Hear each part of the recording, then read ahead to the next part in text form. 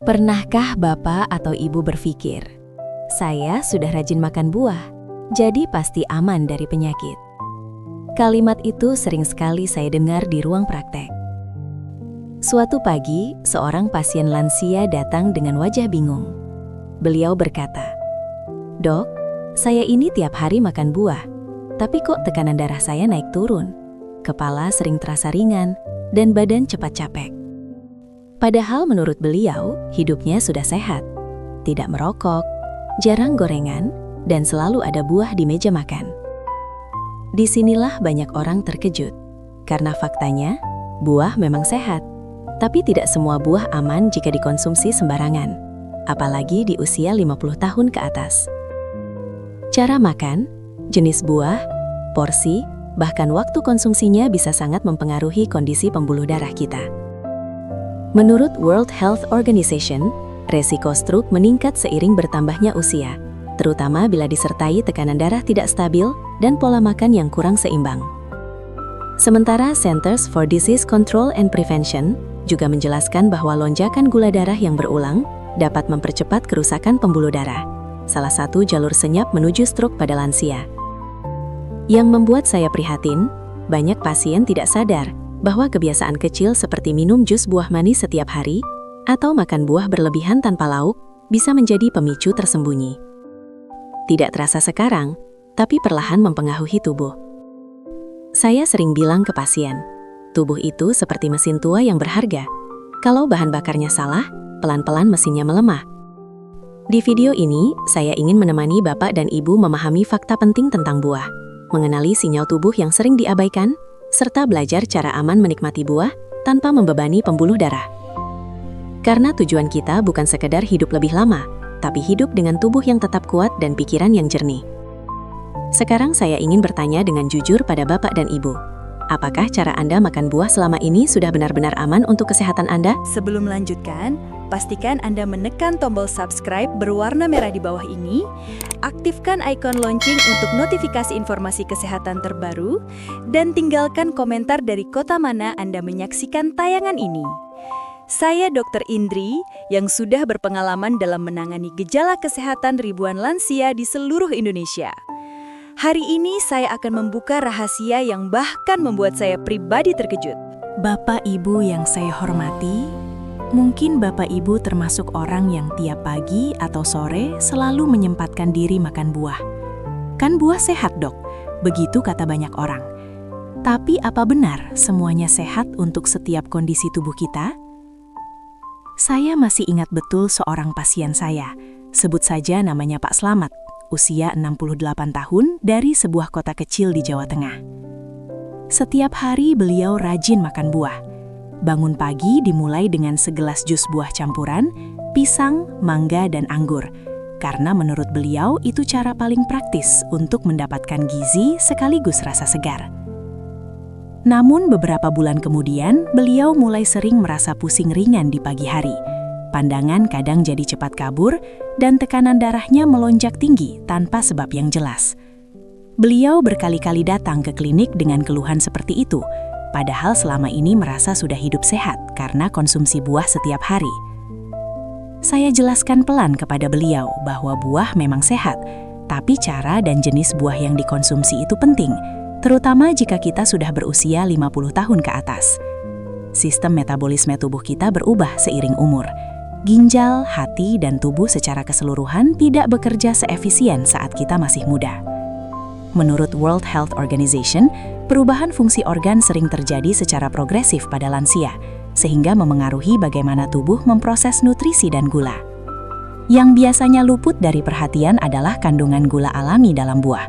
Tidak semua buah memiliki kadar gula yang sama. Buah-buahan seperti mangga, anggur, dan nangka terkenal manis rasanya, karena kadar gula alaminya cukup tinggi.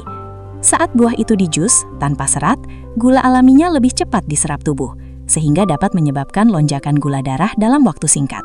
Ini bisa berpengaruh pada tekanan darah, keseimbangan gula darah, bahkan resiko peradangan pada pembuluh darah. Organisasi seperti American Heart Association menjelaskan bahwa lonjakan gula darah yang berulang dapat memicu kerusakan pada pembuluh darah, yang merupakan faktor risiko utama stroke, terutama pada lansia yang rentan terhadap gangguan metabolik seperti diabetes atau tekanan darah tinggi. Kisah Pak Slamet menjadi pelajaran berharga. Setelah saya bantu ubah pola konsumsinya, beliau beralih dari jus buah manis ke buah utuh yang kaya serat seperti apel dan pepaya, dengan porsi yang lebih seimbang bersama makanan utama. Beliau juga saya ajak untuk membatasi buah berkaleng atau jus dalam kemasan yang seringkali menambah gula tambahan.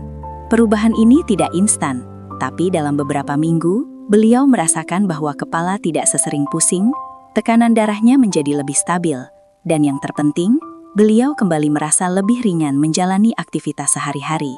Ini bukan berarti buah itu buruk, tapi buah yang sehat pun bisa memberi beban bagi tubuh jika dikonsumsi tanpa memperhatikan konteks kesehatan individu. Bapak Ibu, tubuh kita adalah sistem yang bekerja utuh. Apa yang kita makan, bagaimana cara kita makan, dan bagaimana tubuh kita merespons, semuanya saling berkaitan. Bahkan makanan yang umum dianggap sehat pun perlu disesuaikan dengan kondisi tubuh kita saat ini. Mendengarkan sinyal tubuh, memilih buah dengan bijak, dan memahami batasan tubuh di usia lanjut adalah langkah awal yang bijak untuk menjaga kesehatan pembuluh darah dan mencegah risiko serius seperti stroke. Bapak, Ibu yang saya hormati, setelah kita bicara soal bagaimana buah yang tampak sehat ternyata bisa menimbulkan masalah kalau tidak disesuaikan dengan kondisi tubuh lansia, saya ingin cerita tentang pengalaman yang sering saya temui di klinik. Suatu hari, datang seorang pasien bernama Bu Mariati, usia 66 tahun. Beliau memang rajin makan buah setiap hari, bahkan hampir tiap kali makan, lauk tinggal sedikit, karena sudah kenyang duluan karena banyak makan buah. Setiap pagi, beliau minum jus mangga, jus jeruk, atau jus buah campuran dengan porsi besar. Siang dan sore pun biasanya cuma makan sedikit lalapan dan buah. Suatu kali beliau datang dengan wajah pucat dan keluhan pusing ringan setiap pagi. Tekanan darahnya naik tak stabil, meski sebelumnya tidak ada riwayat hipertensi berat. Saya duduk bersama beliau dan mulai bertanya tentang kebiasaan makannya, terutama soal buah.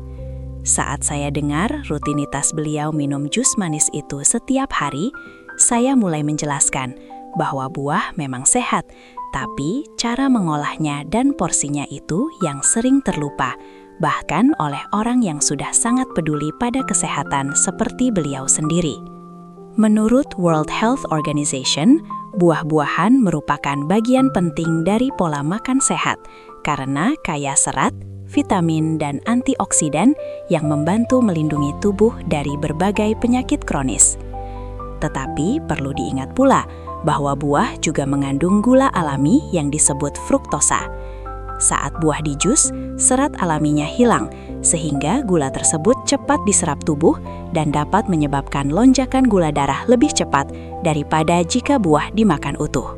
Selain itu, beberapa buah yang sangat manis seperti mangga, anggur, atau buah campuran tanpa serat, justru bisa menjadi beban bagi tubuh lansia yang metabolisme gulanya menurun seiring bertambahnya usia. Hal ini diperkuat oleh riset dari American Heart Association yang menunjukkan bahwa lonjakan gula darah yang berulang bisa menyebabkan peradangan pada dinding pembuluh darah yang pada akhirnya meningkatkan risiko gangguan kardiovaskular, termasuk stroke. Saya ingat menjelaskan hal ini pada Bu Mariati sambil menunjukkan ilustrasi sederhana tentang bagaimana gula darah bekerja. Beliau awalnya tampak kaget, lalu bertanya dengan suara pelan, "Dok, berarti buah yang saya minum setiap pagi ini bukan sekedar sehat ya?" Saya jawab dengan tenang bahwa buah tetap penting, tetapi cara konsumsinya harus disesuaikan dengan kondisi tubuh, terutama pada lansia. Misalnya, buah sebaiknya dimakan dalam bentuk utuh, bukan jus, karena serat pada buah membantu memperlambat masuknya gula ke dalam darah. Buah juga sebaiknya dimakan bersamaan dengan makanan lain yang mengandung protein atau lemak sehat. Misalnya, makan apel setelah makan tahu atau ikan, supaya gula darah lebih stabil. Saya juga sarankan agar buah yang dikonsumsi dipilih yang berkadar gula lebih rendah, seperti pepaya, apel, pir, atau buah beri secukupnya. Dan porsinya pun tidak berlebihan, cukup 1-2 potong sedang per kali makan. Saya sarankan Bu Mariati mencatat kebiasaan buahnya selama 2 minggu, lalu kembali kontrol untuk melihat perubahannya. Beberapa minggu kemudian, beliau datang lagi dengan raut wajah lebih segar dan tersenyum. Katanya, "Sekarang tekanan darah saya lebih stabil, dan saya merasa tidak cepat lelah lagi." Ini cerita sederhana, tetapi memberi pelajaran penting bahwa buah yang sehat pun bisa memberikan beban bagi tubuh kita jika dikonsumsi tanpa panduan yang tepat. Karena tubuh lansia bekerja berbeda dengan tubuh muda, khususnya dalam memproses gula darah, maka memahami cara makan buah itu sama pentingnya dengan memilih buahnya sendiri. Sebelum lanjut ke langkah aman konsumsi buah untuk lansia, penting Bapak Ibu tahu dulu bahwa memahami cara tubuh mengolah makanan itu sama pentingnya dengan memilih makanan yang sehat. Bapak, Ibu, setelah memahami bahwa buah bisa memberi dampak berbeda pada tubuh lansia, sekarang saya ingin berbagi cara aman menikmatinya tanpa membuat pembuluh darah bekerja terlalu berat. Di ruang praktek, saya sering berkata begini kepada pasien, "Bukan buahnya yang salah, tapi cara kita mengonsumsinya." Banyak lansia datang dengan keluhan cepat lelah, kepala ringan, atau tekanan darah naik turun. Saat ditelusuri, ternyata pola makannya didominasi buah manis atau jus buah hampir setiap hari. Saya masih ingat Pak Rahmat, usia 70 tahun. Beliau hobi sekali minum jus buah pagi hari, karena katanya lebih praktis. Tapi setelah beberapa bulan, gula darahnya mulai naik, kaki sering kesemutan, dan tekanan darah sulit stabil. Padahal sebelumnya relatif normal. Saya jelaskan bahwa menurut World Health Organization, pola makan seimbang untuk lansia harus mengandung serat, protein, dan lemak sehat, bukan hanya karbohidrat dari gula alami. Saat buah dijadikan jus, seratnya hilang. Akibatnya, fruktosa masuk ke darah lebih cepat dan memicu lonjakan gula yang bisa memperberat kerja pembunuh darah. Saya juga mengutip panduan dari American Heart Association yang menekankan pentingnya membatasi asupan gula, termasuk gula alami berlebih, karena lonjakan gula darah berulang dapat menyebabkan peradangan pada dinding pembuluh darah. Inilah salah satu jalur sunyi menuju resiko stroke pada usia lanjut. Lalu apa solusinya, Dok? Saya biasanya menyarankan 3 langkah sederhana. Pertama, makan buah dalam bentuk utuh, bukan jus. Mengunyah buah membantu tubuh menyerap gula secara perlahan karena seratnya masih lengkap. Kedua, perhatikan porsinya. Untuk lansia, cukup 1 porsi kecil per kali makan. Misalnya 1 potong pepaya sedang, 1 apel kecil, atau segenggam anggur saja. Jangan langsung 1 mangkuk besar. Ketiga, gabungkan buah dengan makanan lain. Contohnya makan buah setelah lauk berprotein seperti ikan, tempe, atau telur. Cara ini membantu menahan lonjakan gula darah, sehingga tekanan pada pembuluh darah lebih ringan. Saya juga menyarankan memilih buah dengan indeks glikemik lebih rendah, seperti apel, pir, pepaya, atau jambu biji. Buah tetap boleh manis sesekali, tapi jangan setiap hari dan jangan dalam bentuk jus. Pak Rahmat mengikuti saran ini. Ia mengganti jus paginya dengan apel utuh dan sarapan kecil berisi telur rebus. 2 minggu kemudian, beliau kembali. Katanya badan terasa lebih ringan, tidak cepat mengantuk, dan hasil cek gula darah mulai membaik. Bapak Ibu, perubahan kecil seperti ini sering terlihat sepele, tapi dampaknya besar. Tubuh lansia membutuhkan pola makan yang lembut untuk pembuluh darah. Bukan ekstrim, bukan pantangan keras, tapi keseimbangan. Ingat, tujuan kita bukan berhenti makan buah, melainkan mengajak tubuh bekerja lebih ramah terhadap usia kita. Dengan pilihan yang tepat, buah tetap bisa menjadi sahabat kesehatan, bukan sumber masalah tersembunyi. Bapak Ibu, ada satu hal penting yang sering saya tekankan pada pasien. tubuh kita itu selalu berbicara. Masalahnya, banyak lansia yang terbiasa mengabaikan tanda-tanda kecil karena dianggap wajar akibat usia. Saya masih ingat Ibu Sari, usia 69 tahun. Beliau datang ke klinik bukan karena keluhan berat, hanya merasa cepat lelah, kadang pusing ringan, dan telapak kaki sering terasa dingin. Katanya, "Dok, ini mungkin karena saya sudah tua." Setelah saya periksa tekanan darah dan riwayat makannya, ternyata beliau cukup sering mengonsumsi buah manis dalam jumlah besar, terutama sore hari.